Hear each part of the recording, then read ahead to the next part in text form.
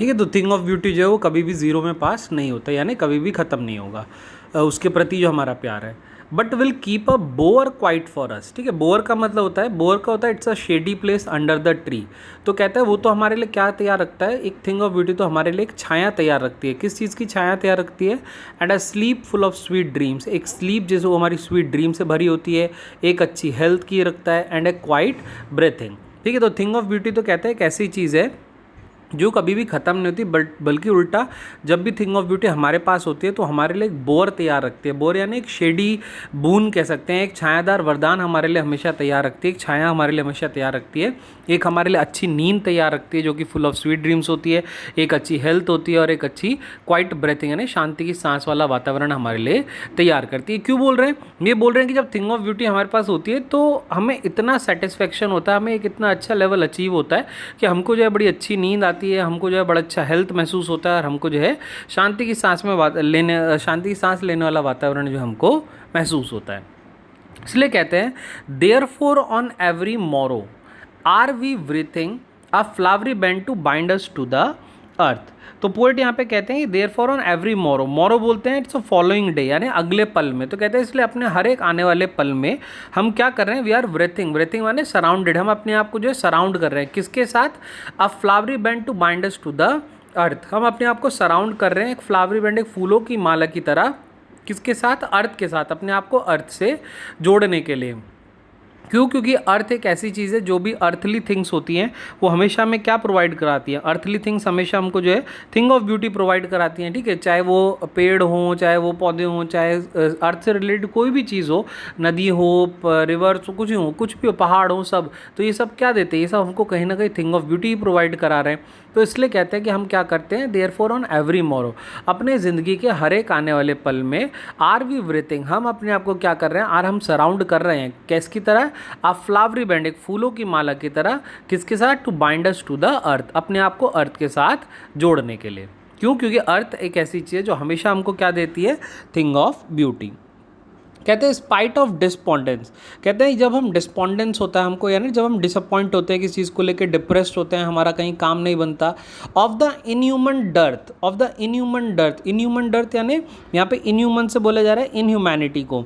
और कहता है कि जब चारों तरफ क्या होता है, जब चारों तरफ ऐसा होता है कि हमको इनह्यूमैनिटी दिखाई देती है, तो कहीं ना कहीं हमारे अंदर जो है जो जीने की इच्छा है वो कहीं ना कहीं क्या होता है, इन क्रूअल लोगों की वजह से, जो फुल ऑफ ऐसा क्रूएल्टी हैं जो लोग इनह्यूमैनिटी कर रहे हैं, तो कहीं ना कहीं इनकी जो क्रूएल्टी उसको देख के कहीं ना कहीं हमारी जीने की इच्छा ख़त्म होती है।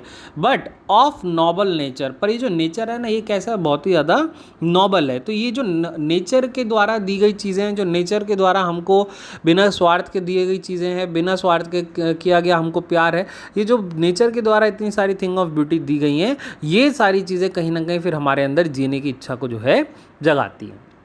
End of the gloomy days, gloomy बोलते हैं सैड को।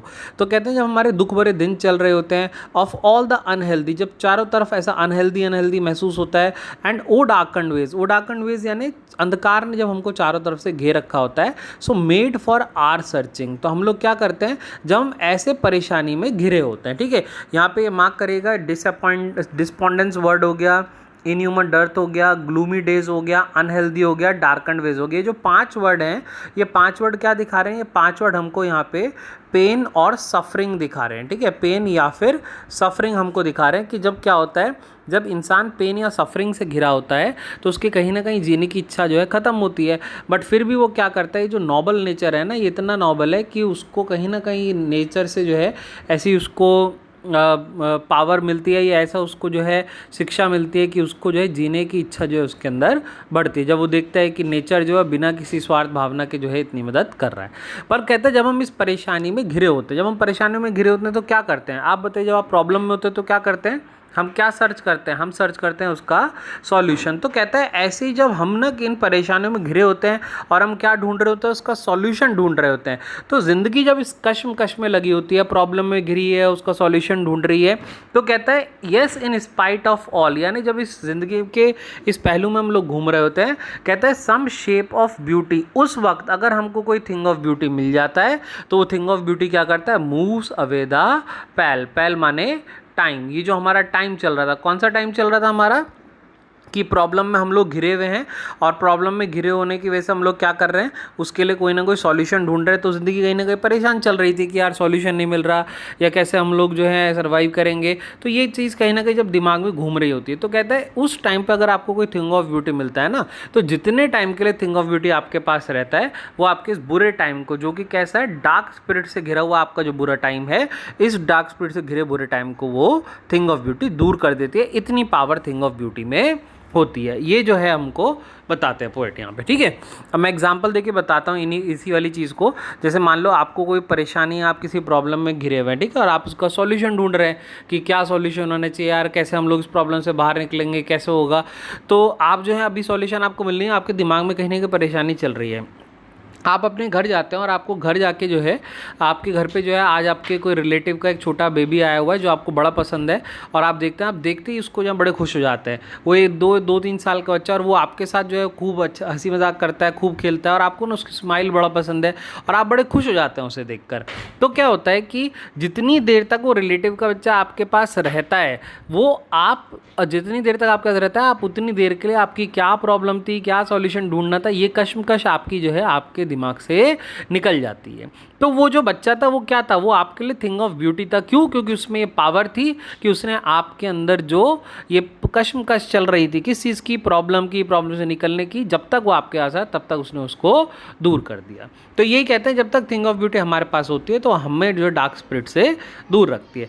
जैसे कहते हैं, जैसे सन को देखो, मून को देखो, ट्रीज ओल्ड एंड यंग को देखो, ये जो ओल्ड और यंग ट्रीज हैं, ये सब क्या करें, स्प्राउटिंग यानी बिखेरना एक तरीके से। क्या? आ शेडी बून माने वरदान।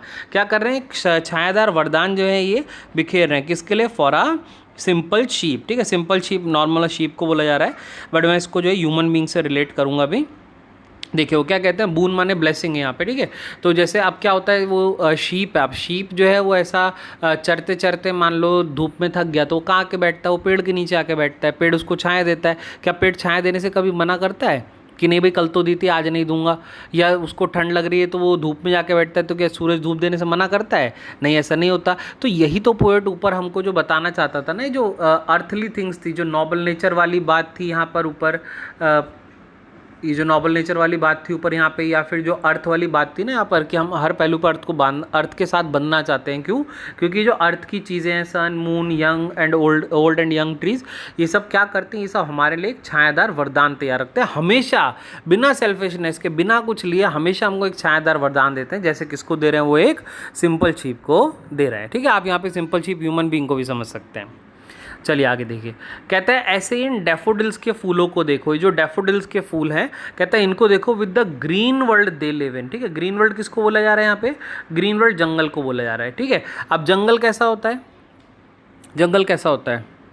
किसी के दिमाग में हरा भरा आया, हरा भरा होता है जंगल, तो जिसके दिमाग में हरा भरा आया तो बिल्कुल गलत है, क्योंकि हरे भरे खेत होते हैं।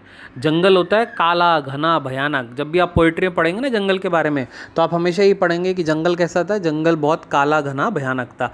तो जंगल एक बहुत ही, हम कह सकते हैं, बेकार सी जगह है, डरावनी जगह है। पर उस बेकार सी डरावनी जगह में भी जहाँ पर ये डैफोडिल के जंगली फूल हो जाते हैं, ये उतनी जगह की सुंदरता को बढ़ा देते हैं। तो डैफोडिल क्या हो गए? ये हो गए अ थिंग ऑफ ब्यूटी।